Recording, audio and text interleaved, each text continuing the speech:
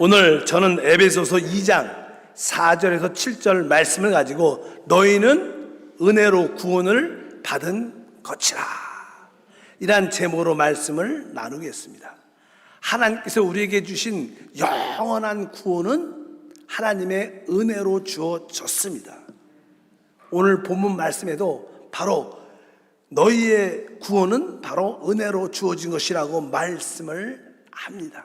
사실 신약 성경에서 그리스도, 믿음, 또 이 은혜란 단어는 가장 중요한 핵심입니다. 우리가 왜 믿음을 가져야 되고, 왜 그리스도를 믿어야 되고, 왜 은혜를 체험해야 되는가? 이 믿음과 그리스도와 은혜는 우리 안에 영접된 생명을 누리는 길입니다. 여러분들이 은혜를 알면 우리에게 감사가 나오죠. 성경에도 감사로 제사를 드린 자가 나를 영화롭게 하라, 내가 그에게 하나님의 구원을 보인다고 말씀했습니다. 은혜를 아는 자들은 진짜 입술에 하나님 감사합니다. 모든 일에 감사의 고백이 있습니다. 감사할 때마다 우리 안에 생명의 역사가 함께할 줄 믿습니다.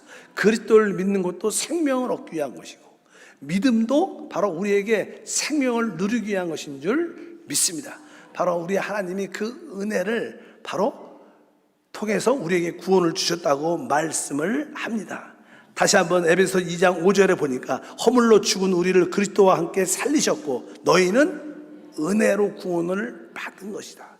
우리가 이 은혜로 구원을 받았기 때문에 이 구원은 어떤 누구도 자기의 행위와 관계없기 때문에 자랑할 수 없다, 이렇게 말씀합니다. 8절과 9절에도 보니까 너희는 그 은혜에 의하여 믿음으로 말미암아 구원을 받았으니 이것은 너희에게서 난 것이 아니요 하나님의 선물이라. 행위에서 난 것이 아니니 이는 누구든지 자랑하지 못하게 하려 함이라고 말씀을 합니다. 하나님이 은혜로 우리 모두를 구원했기 때문에 바로 구원받은 우리 모두는 영적으로 말해서 하나님의 작품이 되는 겁니다. 작품. 사람의 어떠한 행위와 어떤 노력이 가미된 게 아니라 오직 하나님의 은혜로 이루어졌기 때문에 바로 구원받은 우리 모두가 결국 하나님의 작품, 하나님의 시로 남는다 말씀에서 에베소 2장 10절에 우리는 그가 만드신 바라, 그것은 우리는 주님께서 만드신 걸작품이다, 하나의 시다. 왜? 이 모든 것이 은혜로 이루어졌기 때문에. 그래서 은혜를 아는 자들은 모든 것을 이기는 능력이 나타난다. 여러분들이 어떤 문제가 있을 때 내가 어떻게 이 문제를 이길 수 있을까? 어떻게 이러한 질병을 이길 수 있을까? 이런 환경을 어떻게 견딜 수 있을까? 무엇을 통해서? 은혜를 알면 그것을 이기게 되는 겁니다. 그럼 우리가 이 은혜는 우리 행위에서 난 것이고 하나님의 은혜로 주어지기 때문에 은혜를 크게 느끼려면 우리가 어떠한 상태에서 구원을 받았는지를 알아야 되죠. 우리는 원래 하나님께 선택된 자고 하나님의 형상과 주권으로 만들어진 자인데 뱀의 미혹을 받고 우리는 타락함으로 말미암아 우리 모두는 멸망 가운데 있었습니다. 성경은 거기에 대해서 아주 정확하게 말씀합니다. 우리의 타락한 사람들의 모습이 어떤 모습인가? 에베소서 2장 3절에 다른 이들과 같이 본질상 진노의 자녀이었더니, 아주 좀 이렇게 무서운 말이죠. 이게 본질상 진노의 자녀, 하나님을 떠난 사람들, 하나님께 선택됐지만 죄 짓고 하나님을 잃어버린 사람들의 그들의 모습은 본질상 진노의 자녀, 바로 영원한 형벌, 영원한 멸망 가운데 있는 그런 존재가 됐다는 겁니다. 그래서 사람은 태어날 때부터 본질상 진노를 받도록, 영원한 형벌을 받도록 그렇게 우리가 태어났다고 말씀합니다. 그러면 본질상 진노의 자녀의 모습은 어떠한 특징이 있는가? 우리가 구원받기 전에 타락한 우리의 모습은 어떠한 모습인가? 적어도 여기 우리가 세 가지의 모습을 설명합니다. 첫 번째는 2장 2절에 에베소서에 말씀합니다. 그때 너희는 그 가운데 행하여 이 세상의 풍조를 따르고. 우리가 구원받기 전에 우리의 모습을 한번 보십시오. 우리는 뭐예요? 오직 이 세상의 풍조를 따르고 살았다는 거예요. 이 세상은 주님이 다시 오실 때 이 세상은 사라집니다. 성경에 이 세상도 정욕도 다 사라지되 여호와 안에 거하는 자만이 영원할 거라고 말씀합니다. 이 세상은 사라지는데 사람들이 이 세상의 풍조, 유행을 따라 살죠. 여기서 말하는 세상의 풍조는 세상의 어떤 흐름, 세상의 유행을 말합니다. 사실 이 세상의 모든 사람들은 이 세대의 어떤 흐름이 있는데 그 흐름을 따라 다 가죠. 우리가 종종 이렇게 시냇가에 가면 이게 나무 잎이 떨어지고 이런 것들은 나무 잎이 떨어진 것은 그 나무에서 그 생명이 끊긴 겁니다. 그게 생명이 없는 거죠. 그러니까 이런 것들은 다 시냇물의 그 흐를 따라 다 흘러가요. 그런데 살아있는 작은 물고기들은 작지만 그 흘러가는 물을 역류해서 올라가요. 왜? 살아있으니까. 여기서 이 세상의 흐름을 따라, 이 세상의 유행을 따라 사는 사람들은 다 영적으로 죽은 사람들이죠. 왜? 멸망받은 세상과 함께 흘러가는 겁니다. 이 세상에는 정치적인 하나의 어떤 흐름이 있죠. 뭐 사회적인 어떤 흐름이 있고, 또 이 어머니들은 자녀들의 교육에 대해서 교육의 어떤 가르침의 하나의 흐름이 있어요. 또 여러 가지 문화의 흐름도 있죠. 우리 자녀들, 어린 자녀들은 뭐 아이돌, 우상들을 그 탤런트들, 그 가수들에게 열광하잖아요. 그것도 뭐 하나의 흐름입니다. 다 세상의 그런 흐름, 이 세상의 풍조를 따르는 게 타락한 사람들의 모습이는 거예요. 우리도 구원받기 전에 다 그런 가운데 있었다는 거예요. 이것이 첫 번째 우리의 진정한 모습이라고 말씀합니다. 두 번째는 2절에 계속 읽어보니까 이 세상의 풍조를 따르고 공중에 권세 잡은 자를 따랐으니 곧 지금 불순종 아들 가운데 역사하는 영이다. 그리고 사람의 타락한의 모습 두 번째는 바로 공중 권세 잡은 따랐다는 거예요. 사실 이 보이지 않는 이 배후 위에는 사단의 어떤 총체인 어둠의 영들이 역사합니다. 대부분 사람들은 공중 권세 잡은 자, 어둠의 영에 붙잡혀 있죠. 이 세상이 왜 이렇게 혼란스럽고 타락했는가? 바로 공중에 있는 악한 영들의 역사 때문에 그렇습니다. 그것이 보이지 않는데 어떻게 알 수 있느냐? 뭐 우리 생각만 해도 느낄 수 있어요. 우리 생각은요 항상 창조적이고 긍정적이고 적극적인 생각을 하기를 원하는데 어느 때는요 아주 더러운 생각, 악한 생각, 음란한 생각, 좋지 않은 그런 생각이 막 떠올라요. 나는 그런 생각 하고 싶지 않은데 막 그런 생각이 우리 안에 떠오를 때가 많아요. 그러면 이거 내 생각이 아닌데 그 누군가가 준 거예요. 이걸 뭐요? 공중권세 잡은 악한 영들이 우리를 미혹해서 그런 생각을 집어주는 거예요. 대부분 사람들은 그러한 공중권세 잡은 자를 따르고 있다는 거예요. 이것이 바로 우리의 타락한 진정한 모습입니다. 참된 신앙인들은 늘 그러한 공중권세 잡은 자에 따르지 않고 우리 안에 계신 성령을 따르는 게 믿음의 삶인 줄 믿습니다. 이 공중권세 잡은 자를 따르는 사람들의 특징은 오늘 뒷말에 기록되어 있습니다. 곧 지금 불순종아들 가운데 역사하는 영이다. 이 공중권세 잡은 자에게 붙잡히면 대부분 사람들이 불순종하고 거역적이 돼요. 우리가 보면 우리 자녀들도 조금씩 자라면서 이러한 공중권세 자의 영향을 받으면 자녀들이 어떻게 돼요? 아주 불순종하게 되고요. 아주 거역적인 그런 모습을 막 드러냅니다. 우리 자녀 키우다 보면 느끼잖아. 얘가 왜 그러지? 왜 이렇게 불순종이야? 왜 이렇게 거역적이야? 우리가 그런 말 종종 하잖아요. 또 학교에 가면 우리 학생들, 교사들에 대해서 또 자기끼리 해서도 되게 불순종이고 거역적인 모습이 얼마나 많아요. 이 사회도 그렇죠. 사회도 정부에 대해서 항상 불순종이고 거역적이고 반대하고 데모하고 이런 것들이 얼마나 많습니까? 이것은 다 공중권세 잡은 자를 따르기 때문에 우리에게 나타나는 현상. 내 안에 이 불순종과 거역의 영이 있구나. 이것은 뭐예요? 우리가 진짜 타락했다는 거예요. 어둠 가운데 있는 것을 실제화하는 줄 믿습니다. 또 타락한 사람의 또 하나의 모습은 이제 3절에 기록되어 있습니다. 다 같이 읽어보니까 전에도 우리는 다 그 가운데서 우리의 육체의 욕심을 따라 지내며 육체와 마음에 원하는 것을 하여 다른 이들 같이 본질상 진노의 자녀였다. 여기 보니까 전에는 우리도 다 그 가운데 우리 육체의 욕심을 따라 지냈다. 육체의 욕심이라는 이 단어는 정욕이라는 거예요. 우리 안에는 육신의 정욕이 있죠. 다 사람들은 보이지 않게 육신의 정욕을 위해서 삽니다. 조금 이렇게 포장을 해갖고 좀 세련되게 좀 멋있게 보여주는 척하지만 사실은 이 육체의 정욕을 위해서 사는 거예요. 모든 뭐 상업 마케팅도 그렇고 다 보십시오. 다 그 배우의 성적인 그런 정욕적인 요소가 있어서 그것을 부추기고, 그래서 우리 안에는 육신의 정욕, 안목의 정욕, 이 세상의 자랑, 그런 것들이 우리 안에 늘 육신의 정욕을 통해서 나타나는 거예요. 이것이 우리의 삶. 이런 것을 마음에 원하는 대로, 어떤 사람은 이것을 노골적으로 드러내고, 어떤 사람은 감춰서 하고, 어떤 사람은 속여서 하는 거예요. 다 모든 사람은 다 이 육체의 정욕을 따라 삽니다. 이것이 뭐예요? 타락한 사람. 그러니까 이 세상의 풍조를 따라 살지요, 공중에서 잡은 악한 영을 따라 살고, 거역적과 불순종 가운데 있고, 육체의 정욕을 따라 사니까 하나님이 볼 때는 완전 마귀의 자녀죠.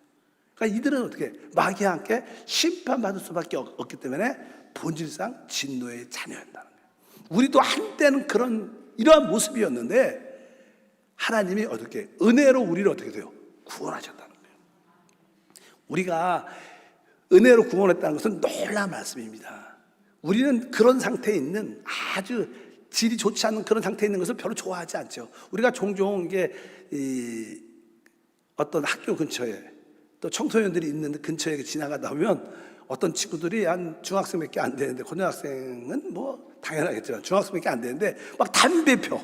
막 거기서 아주 껄렁껄렁하게 모습을 보여서 그냥 우리 자녀 생각도 안 하고. 그때 어때요? 옛날 같았으면 야, 너희들 담배 피면 안 되지, 이런 데서 이렇게 말하면 어떻게? 옛날에는 좀 이렇게 훈계가 맥혔는데 요즘은 뭐예요? 딱 얼굴 딱 쳐다보면서 당신이나 잘하세요, 이런 말을 하니까 요새는 무서워요. 무서워.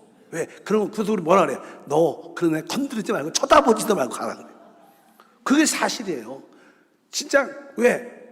하나님도 마찬가지. 하나님도 우리의 모습, 이 세상의 유행을 따라 멸망의 길로 가는 사람들, 공중에서 잡은 잡을 잡아 모든 일에 불순종 거역으로 살고 오직 자기 육체의 정욕을 위해서 사는 사람들 보면 하나님 보고 싶지 않을 거예요. 근데도 하나님이 우리를 사랑하셔서 우리를 국률로 우리를 구원하신다는, 얼마나 큰 사랑인지를 깨달아야 될 줄 믿습니다. 그 큰 사랑은 우리를 구원하신 줄 믿습니다. 그래서 에베소서 2장 4절에 보면 우리 하나님이 어떠한 분인가를 설명을 합니다. 다 읽어보세요. 2장 4절에 국률이 풍성하신 하나님이 우리를 사랑하신 그 큰 사랑을 인하여, 그분이 우리를 구원하셨는데 어떠한 구원이냐면 국률이 풍성하신 분이에요.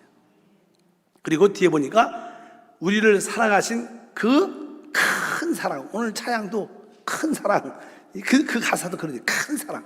우리 하나님에게는 큰 사랑이 있는데 그 큰 사랑이 어디서 나오냐? 그 풍성한 국률에서 나왔다. 여러분, 이 국률가 사랑 중에서 어떤 게 더 멀리까지 뻗치냐면요, 국률입니다. 우리가 사랑이라는 단어를 되게 좋아하지만 사랑은요, 그래도 기본적인 어떤 기준과 표준이 있어요. 여러분들이 무엇을 사랑할 때 아무거나 사랑하지 않아요. 나름대로 여러분의 뭐가 있어요? 기준이 있고 어떤 표준이 있으니까 거기에 근거해서 사랑하는 거예요. 무조건 사랑하지 않습니다. 여러분들 누굴 사랑한다 그러면 거기에 뭔가 끌렸으니까, 뭔가 자기의 기준에 맞으니까 그걸 사랑하는 거예요. 근데 국률이란 단어는요, 그런 거와 상관없이 그냥 베푸는 거예요. 그러니까 사랑보다 국률이 훨씬 높은 거예요.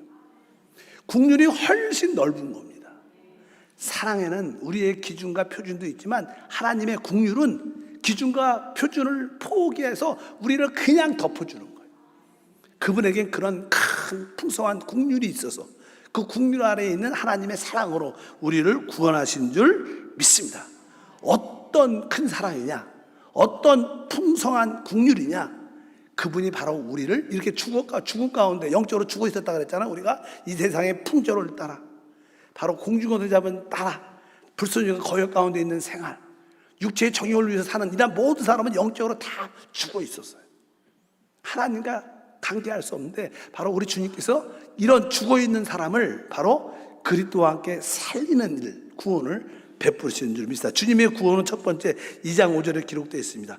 허물로 죽은 우리를 그리스도와 함께 살리셨고 너희는 은혜로 구원을 받은 것이라. 허물로 죽어 있었다는 거예요.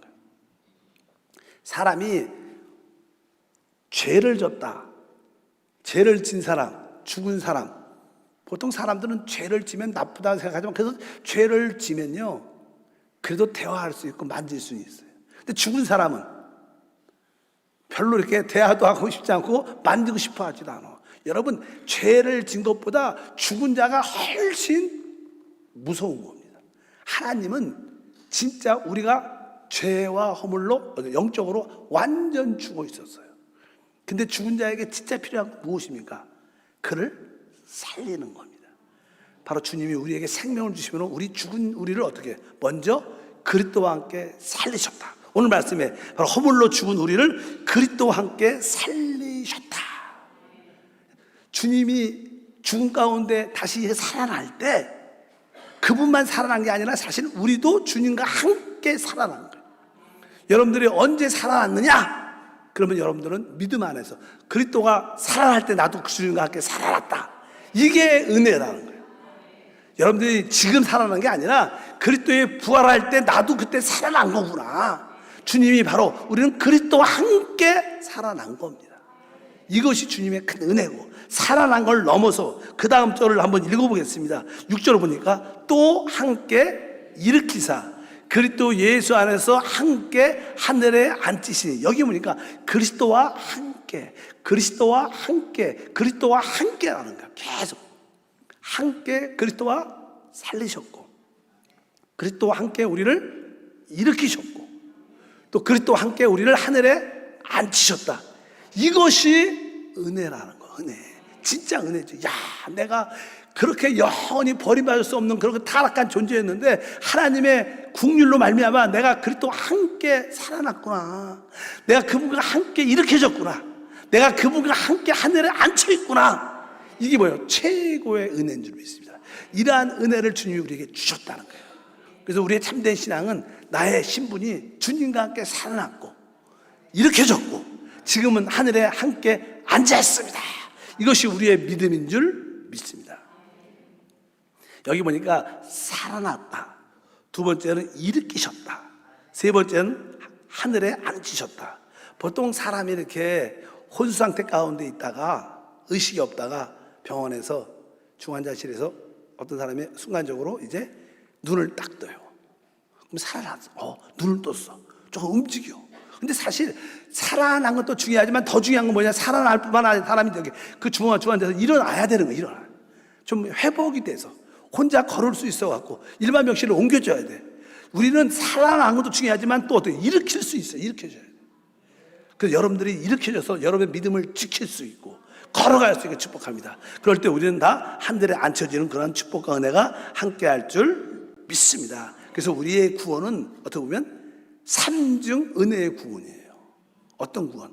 그리스도와 함께 살아난 구원, 그리스도와 함께 일으켜진 구원, 그리스도와 함께 하늘에 앉혀진 구원. 이 삼중 구원을 누려야 돼요. 우리가 오중 능력도 많았지만 한편적으로 우리는 삼중 구원을 내가 받았구나. 내가 그리스도와 함께 살아났고, 내가 그리스도와 함께 일으켜졌고, 내가 그리스도와 함께 하늘에 앉혀진 구원을 받았다. 이 구원을 우리가 은혜로 받은 거예요. 얼마나 우리 안에 감사 있는 걸 분명히 아셔야 될 줄 믿습니다. 그렇기 때문에 지금 우리는 뭐예요? 살아났고 일으켜졌고 하늘에 앉혀 있는, 그러니까 이 하나님이 볼 때는 완전한 작품이에요. 하나님은 영원한 멸망 가운데 우리를 완전한 하나님의 작품으로 만드는 거예요. 일으키시고, 아니 살리시고 일으키시고 하늘에 앉혀까지 놨으니까. 그래서 우리는 하나님의 최고의 작품, 걸작품, 하나님의 시가 된 줄 믿습니다. 그래서 성경의 에베소 2장 10절에 아까 그 말이에요. 우리는 그가 만드신 바라, 만드신 작품이다, 걸작품이다, 이렇게 말하고, 그리스도 예수 안에서 선한 일을 위하여 지으심을 받은 자니 이 일은 하나님이 전에 예비하사 우리로 그 가운데 행하게 하려 하십니다. 하나님은 바로 이렇게 영원한 멸망 가운데 있는 우리를 하나님의 영원한 작품으로 만드셨습니다. 근데 이 일을 누굴 통해서?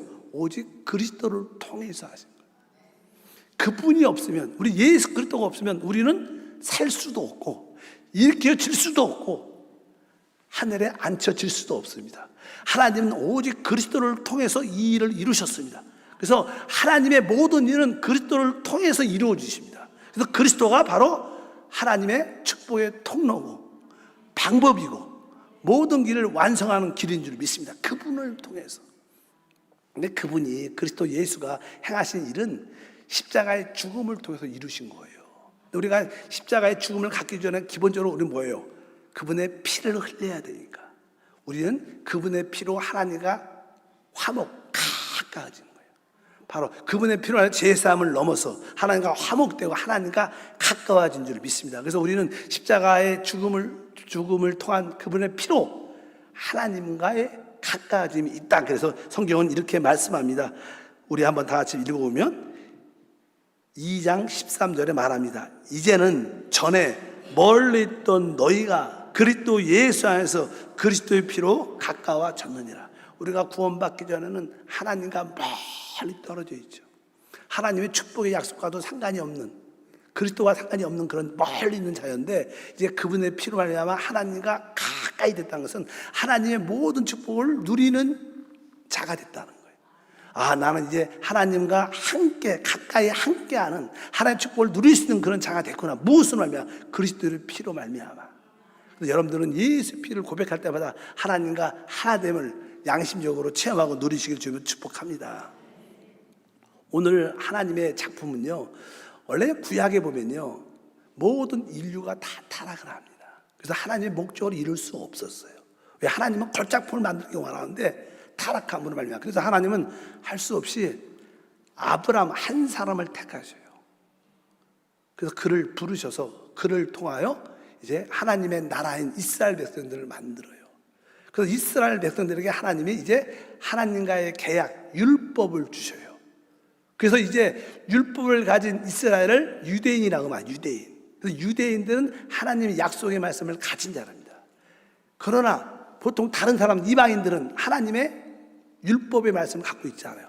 유대인과 이방인의 차이점은 율법을 가지고 있느냐, 하나님의 약속의 말씀을 가지고 있느냐, 그거 없느냐의 차이입니다. 그래서 결국 이방인과 유대인들이 분리 나누어져 있어요. 근데 원래 하나님 뜻은 모든 인류가 그리스도 안에서 하나 되는 게 목적이에요. 하나 되는 게. 왜? 그것이 하나님의 작품인데. 하나가 되려면 이제 뭐예요? 그 율법이라는 것이 어떻게 해요? 없어져야지 유대인과 이방인이 구별이 없어지는 거예요. 또 십자가의 죽음은 사단도 끝나고 옛사람도 끝내는 의미가 있지만 성경의 또 하나의 놀라운 간증은 바로 법조문으로 쓴 계명의 율법을 폐했다고 성경은 분명히 말씀합니다. 우리 에베소 2장 14절과 15절 말씀을 읽어보니까 중간에 막힌 담을 자기의 육체로 하시고 법조문으로 된 계명의 율법을 폐하셨으니 이는 이 둘로 자기 안에서 한 새 사람을 지어 화평하게 하시고. 여기 보니까 이 둘이 누굽니까? 이방인과 유대인들을 하나로 만들어야 되는데 그래야지 하나님의 걸작과 하나님의 뜻이 이루어지는데 거기에는 율법이라는 게 있어요. 계명이라는 게. 주님의 십자가의 죽음은 바로 이 법조문으로 쓴 계명의 율법을 그의 몸으로 허셨다, 깨뜨렸다는 거예요. 그래서 주님은 맞아, 내가 율법을 폐하러 온 게 아니라 내가 율법을 완성하러 왔다, 이렇게 말씀해요. 율법이 한편적으로 어떻게 의미를 설명을 합니까? 율법을 통해서 바로 이방인과 유대인의 구별이 있었는데, 근데 이 율법은 두 가지 모습을 나눠서, 하나는 의식과 형식이 있습니다. 예를 들어서 외적으로 할례를 받고 안식일을 지키고 먹고 먹지 못하는 음식의 규례가 있어요. 이런 것들은 의식적인 외적인 어떤 형식입니다. 그러나 간음하지 말라, 살인하지 말라, 이런 계명도 있어요. 십계명에. 이웃 것을 탐하지 말라. 이것은 뭐예요? 도덕적이고 윤리적인 그런 개념의 계명입니다. 아까는 하나는 의식적인 형식과 의식을 가지고 있는 계명이 있어요. 주님이 십자가에서 율법을 깨뜨렸을 때 알다시피 의식적인 모든 할례, 안식일, 모든 먹지 못하는 모든 규례들은 십자가에서 끝난 거예요. 그런 것을 지키는 것도 가치가 의미가 없는 겁니다. 그러나 도덕적인 것들은 더 높여졌어요. 하나님의 완성을 더 높였습니다. 구약 십계명은 뭡니까? 살인하지 말라 이렇게 말했지만 주님이 거기다 추가하죠. 사람이 형제들에게 욕하고 미워하면 그것이 살인하는 거예요. 한 단계 높여졌죠. 간음하지 말라. 근데 뭐라 그래요? 마음의 여자를 보고 음욕하면 다 간음했다. 훨씬 더 도덕적으로 높여진 계명이. 이 의식적인 계명은 십자가에서 끝났지만 도덕적인 계명은 더 높여졌습니다. 그것이 하나님의 계명인데, 도덕적인 계명은 우리가 못 지켜요. 우리 안에 계신 성령으로만 지킬 수 있는 거예요. 우리가 성령을 충만하면 당연하게 우리는 도덕적이고 윤리적인 것을 뛰어넘는 믿음의 생활이 함께할 줄 믿습니다. 우리가 도덕을 지키고 윤리를 지키는 자체가 아니라 그냥 성령을 따라 살면 최고의 법이기 때문에 우리는 그것을 능히 지킬 수 있고 이길 수 있는 그런 힘과 은혜가 함께할 줄 믿습니다. 그래서 주님의 십자가의 죽음은 바로 드디어 이방인과 유대인들을 나누는 율법을 깨트림으로 하나가 됐다는 거예요. 드디어 모든 유대인과 모든 이방인들이 복음으로 말미암아 하나 됐을 때 그것을 성경에서는 교회라고 말해요. 교회. 그래서 하나님은 바로 모든 인류 그리스도 안에서 모든 구원받은 사람을 하나로 만드는 일을 하죠. 어떤 일을 통해서? 그 일을 바로 주님의 생명을 주심으로 말미암아. 우리가 예수를 믿는 것은 주님의 생명을 얻는 것입니다. 그래서 마지막 절에 말씀을 합니다. 다 같이 한번 읽어보겠습니다. 우리 에베소서 1장 23절 읽어보니까 교회는 그의 몸이니 만물 안에서 만물을 충만케 하신 이의 충만입니다. 그러니까 하나님이 우리에게 생명을 주시는 것은 결국 무엇을? 이방인과 유대인들을 하나, 그것을 세 사람이라고, 한 세 사람, 아까 그런 표현이 있었어요. 근데 그 한 세 사람이 뭐예요?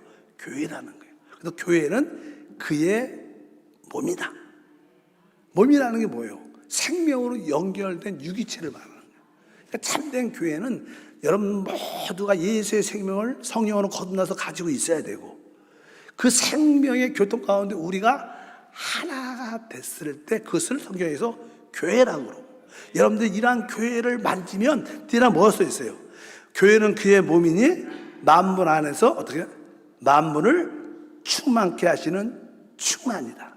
그러니까 하나님의 모든 풍성함을 마음껏 누림으로 하나님의 충만함을 표현한다는 거예요. 이 우주에서, 이 땅에서 교회만이 하나님의 영광을 표현할 수 있어요. 교회만이 하나님의 축복을 표현할 수 있어요. 그래서 하나님은 바로 한 세 사람, 교회를 만들면서 하나님의 뜻을 이루신다. 하나님이 우리를 영원한 멸망 가운데 있었던 우리를 부르셔서 그분과 함께 살리고 일으키시고 하늘에 앉히심으로 교회로 우리를 삼으셔서 그 교회가 하나님의 최고의 우주의 작품입니다. 하나님은 교회를 통해서 모든 일을 이루십니다. 근데 그 교회가 바로 그리스도의 몸이다. 바로 우리는 그분과 하나된 믿음의 생활을 하게 될 것이다. 그래서 여러분들이 올바른 교회의 체험을 가지면 그리스도 안에 있는 오직 능력을 어떻게 마음껏 누릴 수 있다. 그래서 우리 교회는 계속 교회를 강조하죠. 여러분들이 그리스도를 아는 것은 50% 아는 거예요. 교회의 실제를 만져야지 진짜 하나님을 다 아는 거예요. 왜? 우리 하나님은 그리스도를 계시해 줍니다. 그러나 그리스도는 내가 이 반석 위에 내 교회를 세운다. 그래서 우리가 그리스도와 교회를 여러분들이 온전히 소유할 때 우리의 삶에는 놀라운 축복이 함께할 줄 믿습니다. 우리 모두가 주님을 표현하는, 하나님을 나타낼 수 있는 교회가 된 거예요. 이것이 구원이고 이것이 하나님의 은혜로 이루어진 거예요. 이 사실을 깨달을 때 우리에게는 진짜 감사, 기쁨이 있습니다. 그래서 바로 찬양 가운데도 바로 교회는 생명이고 바로 교회는 우리입니다. 한번 연습 인사할 때 우리가 교회입니다. 그리고 교회는 생명입니다. 여러분의 오신 생명이신 그리스도를 만져야지만 교회가 될 수 있어요. 여러분 안에 계신 생명이신 그리스도와 함께 동행하고 동생하는 사람이 되기를 축복합니다. 하나님 아버지 감사합니다. 다시 한번 하나님이 주신 구원은 하나님의 은혜로 주어졌습니다. 은혜로 우리를 살리고 일으키시고 하늘에 앉히심으로 그리스도를 표현하는 교회로 삼으심을 감사합니다. 이제 우리는 그의 생명으로 주님과 하나 되었습니다. 하나된 믿음의 생활을 갖게 하옵소서. 예수 이름으로 기도함나이다. 아멘.